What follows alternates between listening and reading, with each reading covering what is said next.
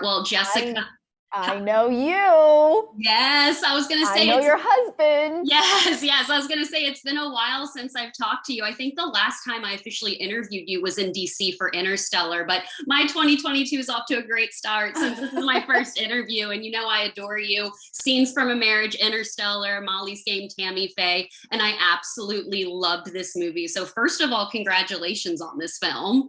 Thank you so much. I'm so happy to talk to you, and thank you for supporting all of those projects you just Yes, mentioned. yes, yes. You know that I adore you. Well, you know, one of my best friends is in the intelligence community, and we were talking about this film, and you have really become the face for women in the intelligence community with your role in Zero Dark 30, and now in this role as Mace in this film, The 355.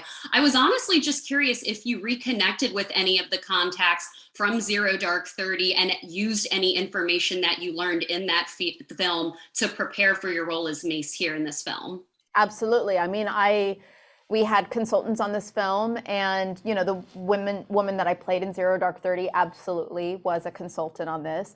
Wow. In addition to helping us, she also spoke to Penelope and Lupita and Diane, and connected them with women all over the world who work in espionage that would be similar to what their characters would do. So yes, we had very high level consultants.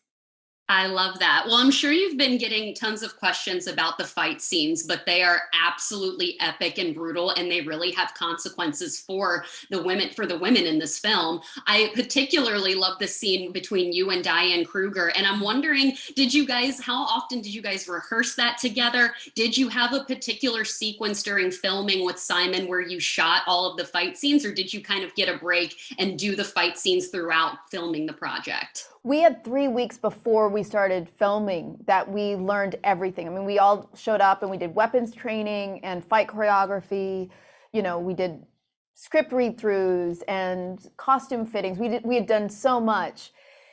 So Diane and I, by the time we got to set to shoot that fight scene, we were really prepared, but we were exhausted. I mean, one of my favorite things, I think I posted it on Instagram, is there's a picture of Diane and I on a break in the middle of the fight scene, and we're lying down and holding hands because we were so exhausted and we were really beating each other up. I mean, it was fierce, but I love her, and so it was tough, but it was also joyful at the same time.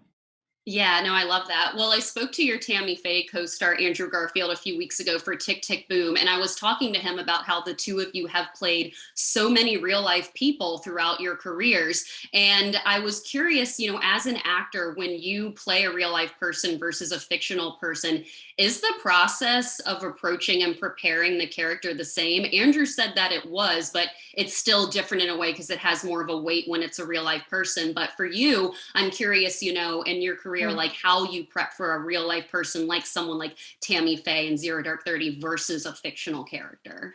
It's honestly, he's right that it's definitely more responsibility. I mean, when I'm prepping something like Tammy Faye, I worked for 7 years, studying her, and I had hundreds of hours of footage that I watched. It wasn't a thing of like, oh, I can use this person as a model and take in this mannerism. It was like I have to, I know you can go on YouTube and see her. I have to be accurate to how she portrayed herself in the world. With a character like, Miss Sloan, who's This not, love so much. but she's not a real person. But what I did is I went to DC and I studied lobbyists, and I met a woman that I really was inspired by, and I used her and I used my Hollywood agent, and I combined them to create that character. In terms of like how they presented themselves in the world, but no one knows that, so you don't have the same kind of responsibility. No one goes on YouTube and puts them side by side. Right, right. Last question for you. I love following the Instagram account Freckle Films. I know that you produced this and you have George and Tammy with your other BFF, Michael Shannon, coming out.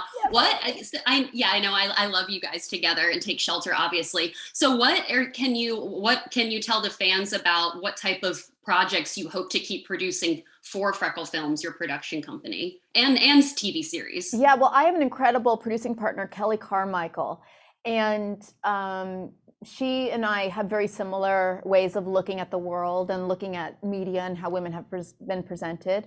And if there's any way I can use my platform to amplify stories that I think are important, whether it be, women in history or voices that I feel don't get their fair shake. I mean, Teresa Rebeck is the most produced playwright in the United States. She's an incredible writer. She wrote 355. So I want to use whatever I have to kind of celebrate artists and stories that I think are important. I always look at myself of like, what am I contributing to the world? And so that's what is important to me. I want to use Freckle Films to continue that question of, am I putting something positive into our society and into the world? Yeah, and I love that you are always empowering women and female voices. Jessica, this has been an honor. I love the film so much. Thank you so much for your time today. Thank you very, very much. It's wonderful to Thank see you. I know, and good hopefully to it'll see be in you. person next Yes, time. good to see you, even though it's just through Zoom here. But I hope you're staying safe out there, and I can't wait for fans to see the film in theaters this weekend. Okay, thank you.